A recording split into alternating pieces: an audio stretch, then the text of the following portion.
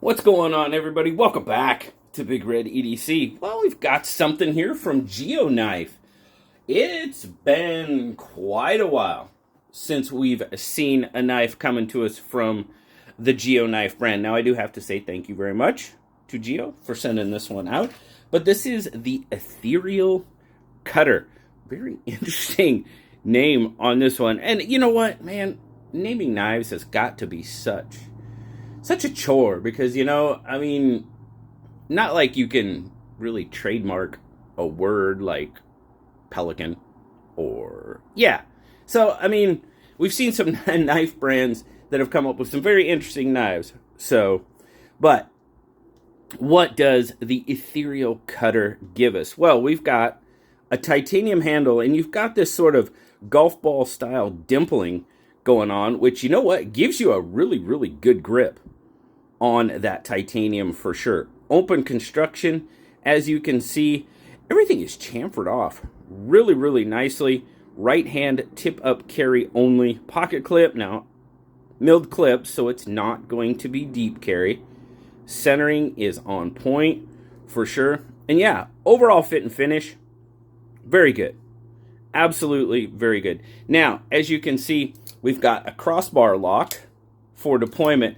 Now, this one's running on bronze washers, so we definitely we're not getting that super droppy out of it. Let's zoom out a little bit more.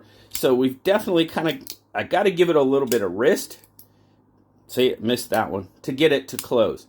So, bronze washers. Now, if you took it apart, cleaned them up, polished them up, you might get a little bit more swing in it.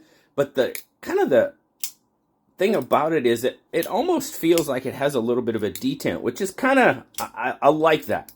I like that for sure. Now I know crossbar locks, access locks.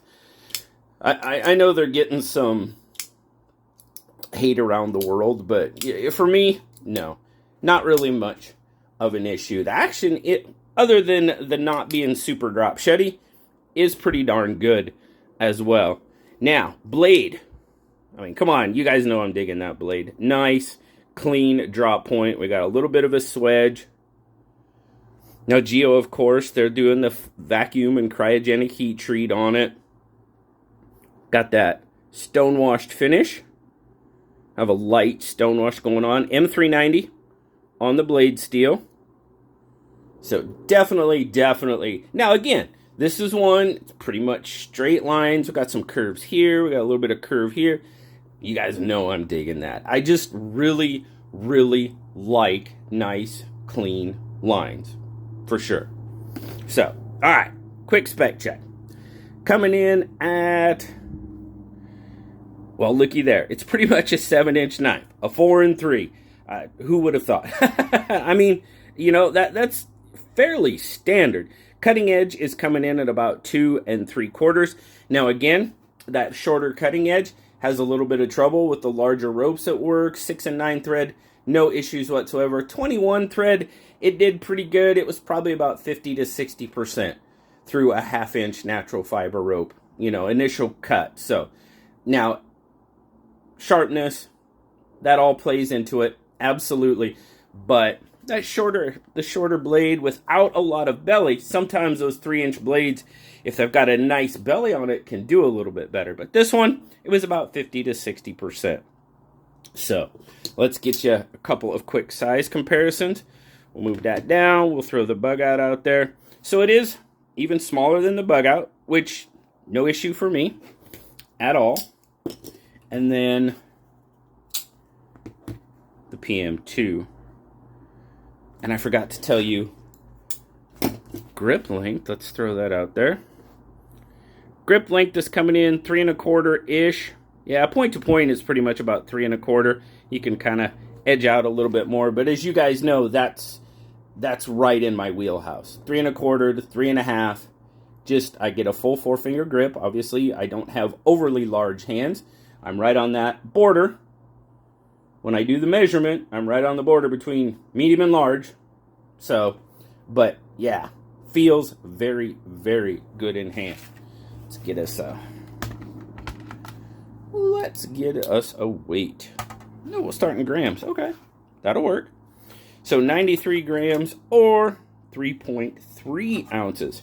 Just shy of that kind of 3.5 we've been seeing a lot of. And we see right at that, in that range a lot. I mean, size. Pocket clip goes in pretty well. Kind of like so. And retention, it's got really, really good retention on that clip. So it's not going anywhere. Now that dimpling and stuff, that probably helps out quite a bit. But overall, dig the design, the shape, size. It's right in my wheelhouse for sure. Now this one's coming in at $125. So M390 and titanium, I think that's right in the ballpark. Maybe even a little bit on the lower end. I don't know. We just actually had a discussion about budget knives. Definitely, I'm not calling it a budget knife for sure because of materials, which some of you brought up in that discussion, which absolutely, I totally agree with you. Materials do play a part in what some people call or consider budget knives for sure. But overall, fit and finish, very good. Ergonomics, again, very good. Feels absolutely wonderful in hand. You do have some jimping up here that is pretty darn good on the spine. It grabs my thumb. For my hand size, I'm pretty much right on it. So definitely dig in on that for sure. My only kind of nitpick is, those bronze washers, you just got to give it a little bit of wrist to get it closed. And it's not even really a nitpick for the most part. See, there I go. I missed it that time. So, and like I said, you take it apart, you polish the washers. That'll help it out. Should. Clean it up, juice it up a little bit. Use your favorite Slick-O-Mall, KPL, whatever you use, Frog Lube, whatever. And that'll probably help it out a little bit. But overall, not a bad little knife. Definitely one that I like. I mean, you got the little pop of color around the pivot collar. I forgot to mention that. Got a little bling. Just a little bit. But overall, not a bad little knife, for sure. So, really, really appreciate Geo Knife sending this one out to check out. Thank you so much. And thank you guys for stopping by and checking it out with me. As always, guys, I hope you have a fantastic rest of your day. Like, subscribe, leave me that comment. You know I love talking to you. Until next time, guys. I'll talk to you later. Bye-bye.